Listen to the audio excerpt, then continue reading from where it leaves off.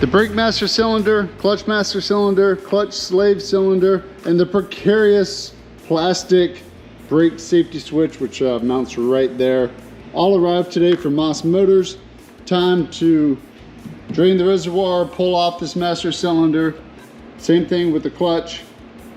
Pull that off, replace it all with new parts, bleed the system, and get these brakes working.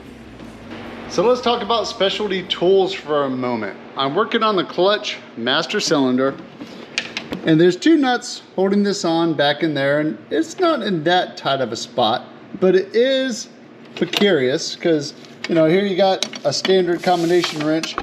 I can get it on the top one, right? But the amount of turn, how many turns I can get here is very limited. Got a small, cute gear wrench with a ratchet end to it. Same situation, you can get it on there, but you don't have a whole lot of leverage, you know, to help break that free. So what we have here is called a crow's foot.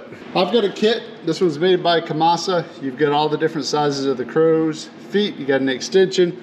You got a 3/8 inch handle. I got a little stubby extension on here. Real simple. You need to get back in here. Just take your crow's foot and let me get it turned so you can actually see what I'm doing.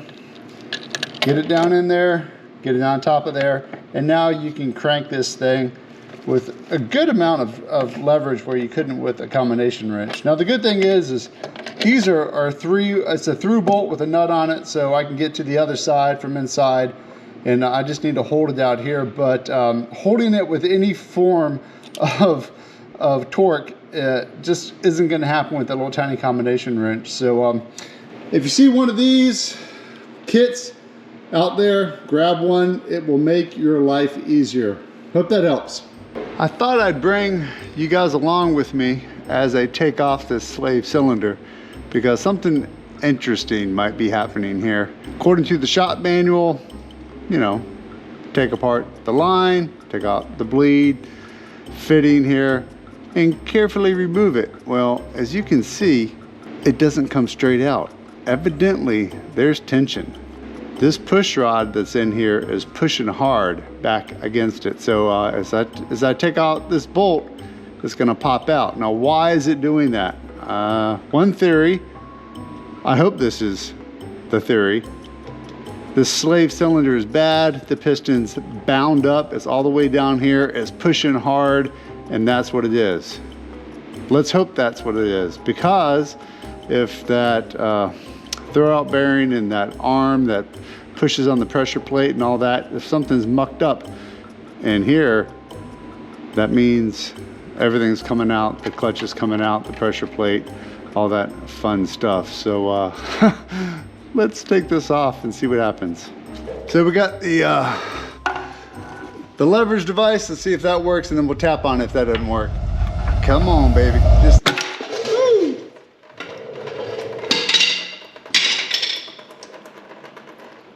All right, so there it is. It's out. Let's see what happened.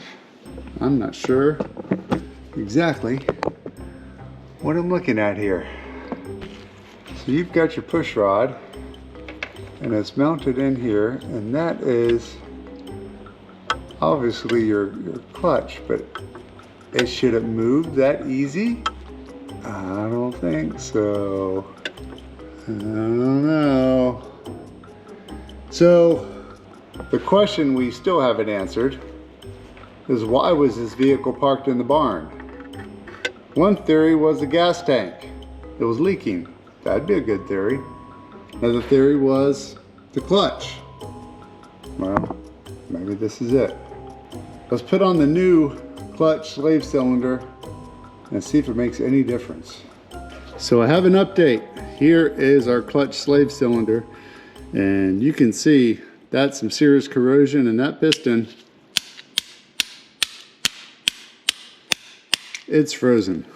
So that's good news. That means that this bad boy froze.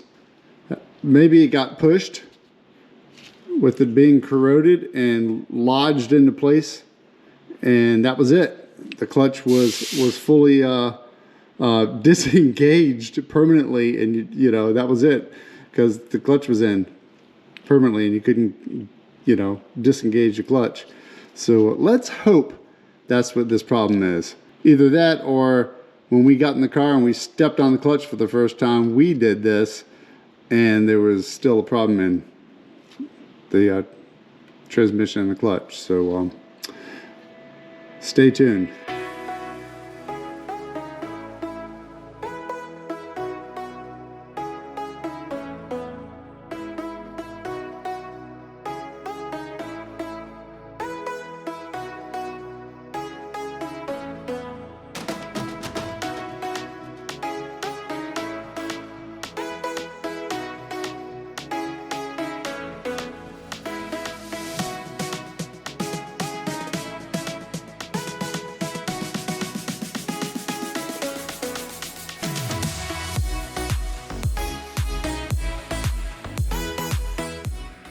Working on the brake calipers right now, and I want to show you these old calipers had some moisture in there, and of course anytime you got water and brake fluid, it separates and it rusted.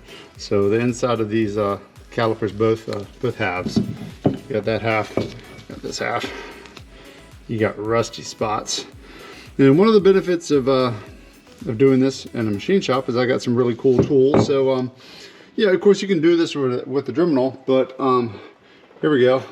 This is a Fordham cable, and I use this as a deburring. This is my deburring station right here. And these little jabberjoes right here, these are abrasion impregnated plastic, and you can get them on Amazon. They're pretty common, but of course I got a variety here, and I think I'm using a 80 grit, which is the coarsest one. But man, these things make doing this with Scotch-Brite kind of lame, honestly, because you can come in here with a little tool like this and just go at it.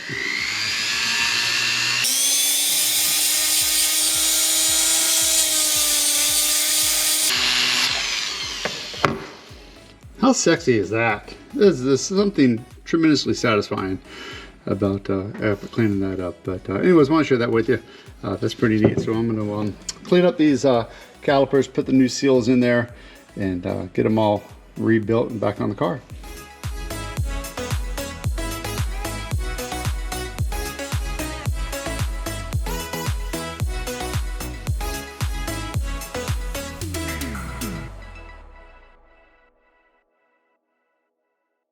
The front end is back together again.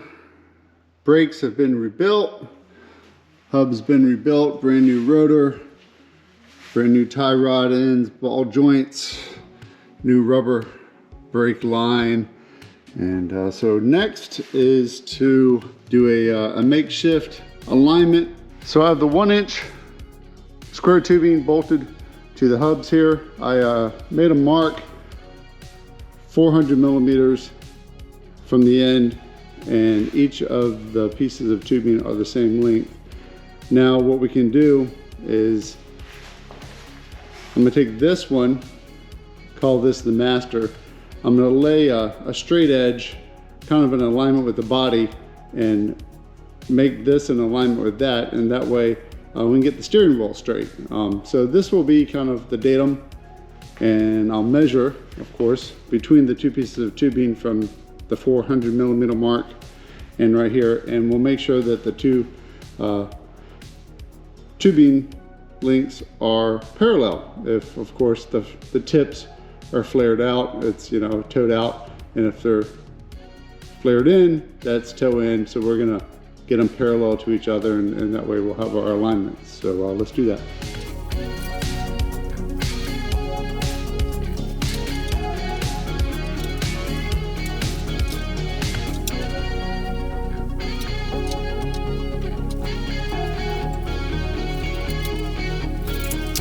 Want you to check this out. Woo, it's a power tune. Yes, watch out. Supernatural braking performance, brought to you by a British flag made in, wait a minute, Taiwan.